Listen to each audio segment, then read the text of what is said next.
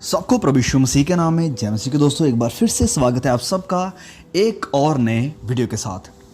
तो आज इस वीडियो में जाने से पहले हम एक वचन को पढ़ेंगे जो कि लिया गया है पहला कुरिन्थियों अध्याय 10 वचन 12 से लेकर 13 तक।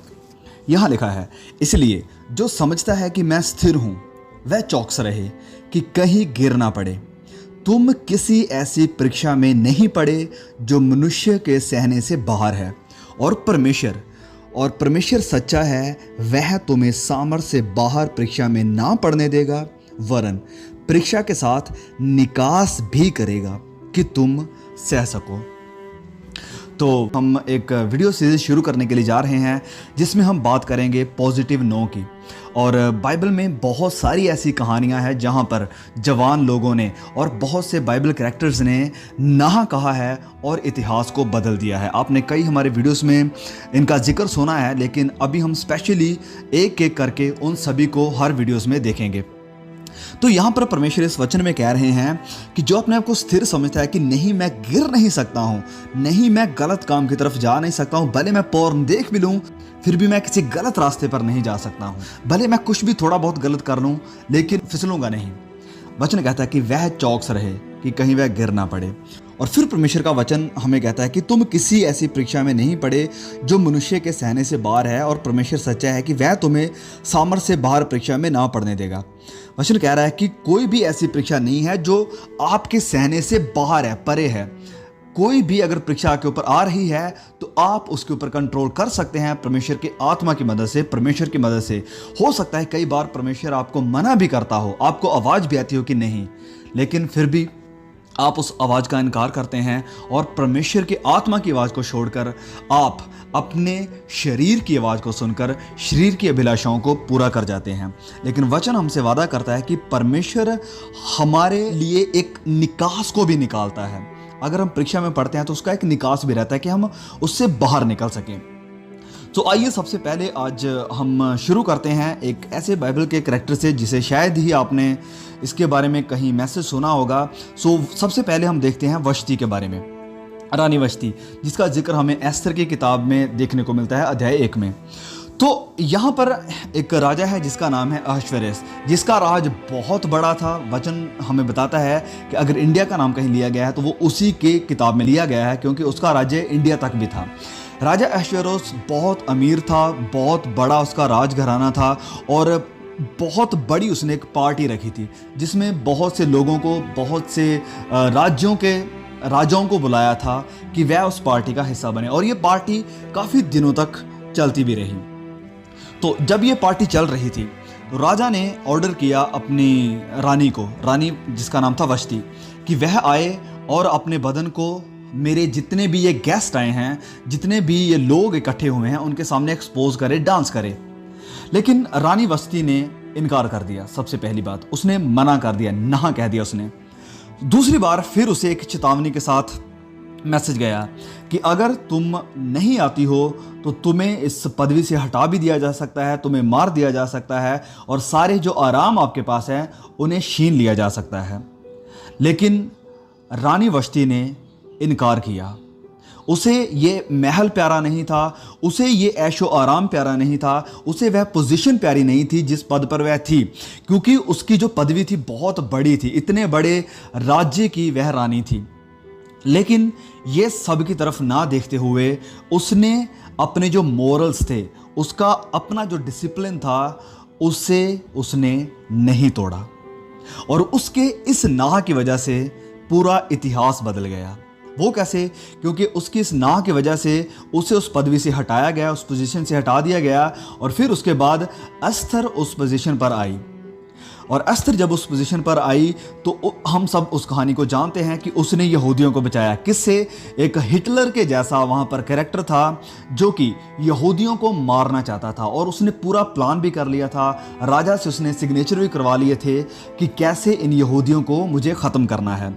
लेकिन रानी एस्थर की वजह से और वष्टी की वजह से, क्योंकि वष्टी ने ना किया था इसलिए एस्थर उस जगह पर आई थी, और एस्थर ने जाकर राजा से रिक्वेस्ट करी। आप सारी कहानी को जानते हैं।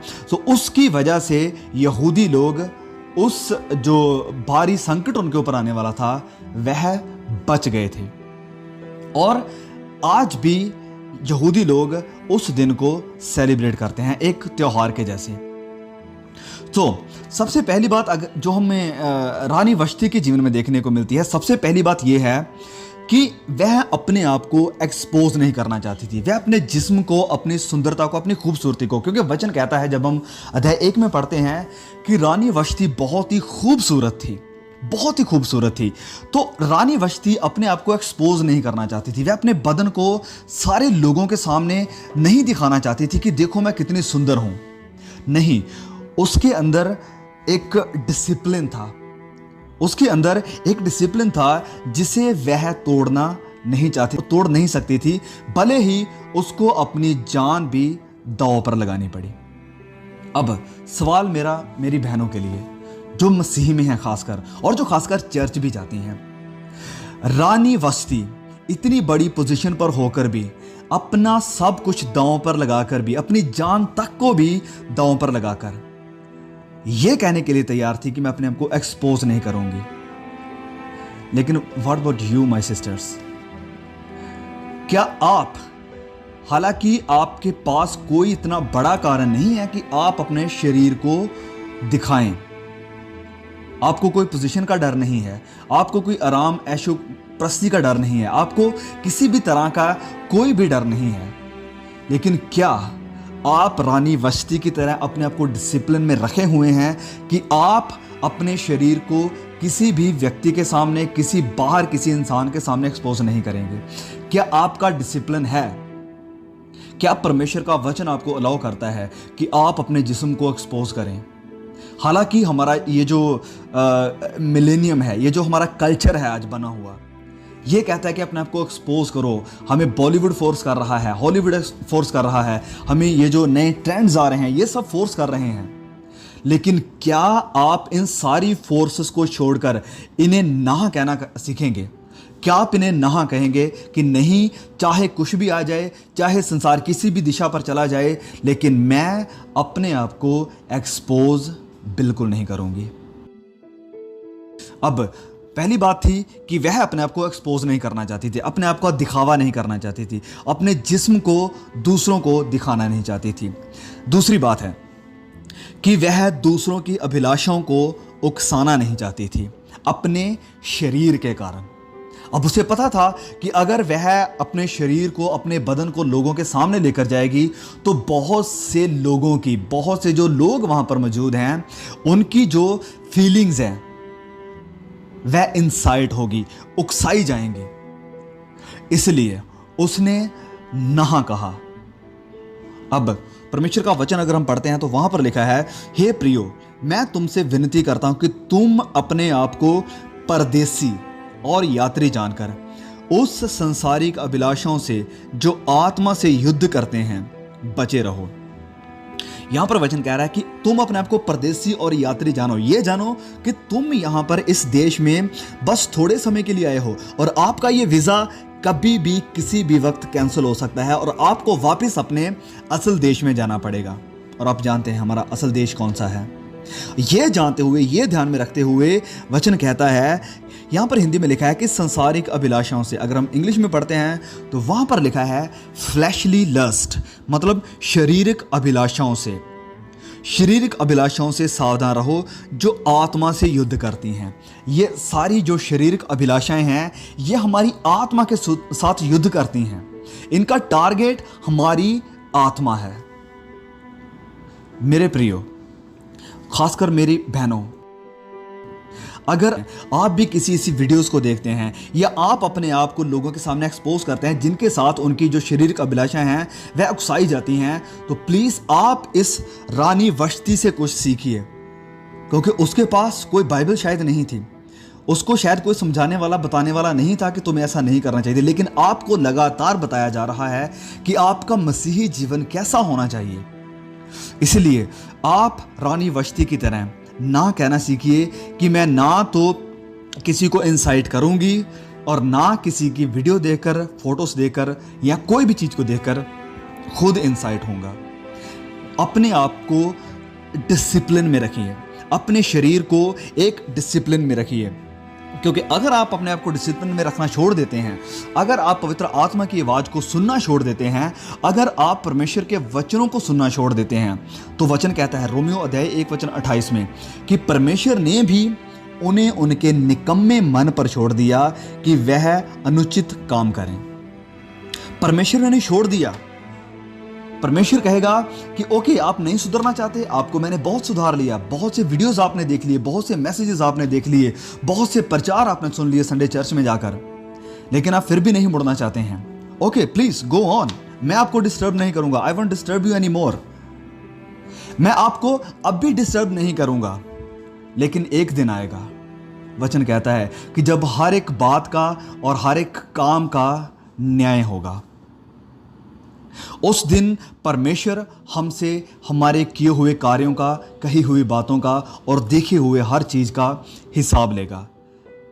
परमेश्वर हमें अपने मन पर छोड़ देगा, क्योंकि परमेश्वर ने अपने दासों के जरिया से, वीडियोस के जरिया से, पवित्र बाइबल के जरिया से बहुत आपको समझा लिया, लेकिन आप मुड़ने के लिए तैयार नहीं हैं, आप ना कहने के लिए तैयार नहीं हैं।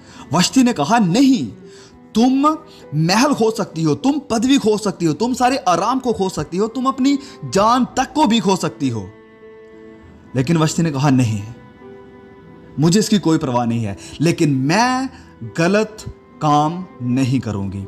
मैं अपने शरीर पर डिसिप्लिन रखा है और उस डिसिप्लिन को मैं कभी नहीं तोड़ूंगी। अब आपका क्या जवाब है? गलत कामों की तरफ से, गलत बातों के लिए, गलत कामों के लिए, गलत चीज़ों के लिए, गलत वीडियोस के लिए, गलत कंटेंट के लिए, गलत आर्टिकल्स के लिए, गलत तस्वीरों के लिए आपका क्या जवाब है? क्या आप ना कह सकते हैं? Will you discipline your body? क्या आप अपने शरीर को डिसिप्लिन में लेकर आएंगे?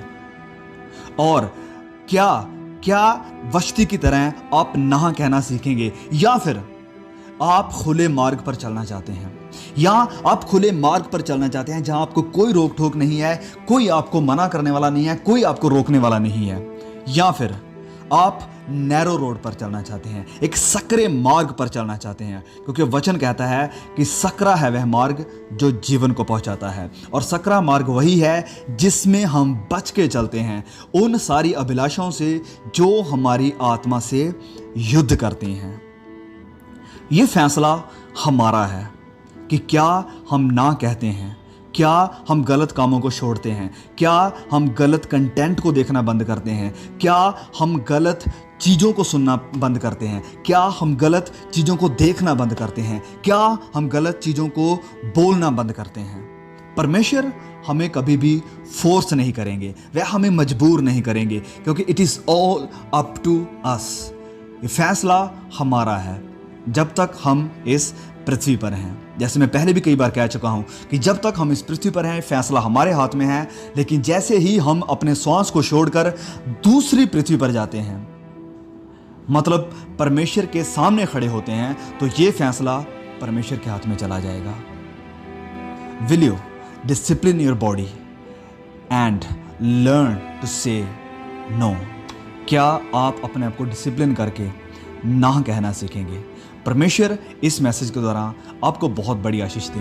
बहुत जल्द ऐसे ही एक और कैरेक्टर को लेकर आगे वाली वीडियो में हम बात करेंगे। प्लीज़ इस वीडियो को और भी हमारे भाई बहनों के साथ शेयर जरूर करना। फिर मिलेंगे बहुत जल्द एक नई वीडियो के साथ। तब तक के लिए सभी को जय मसीह की।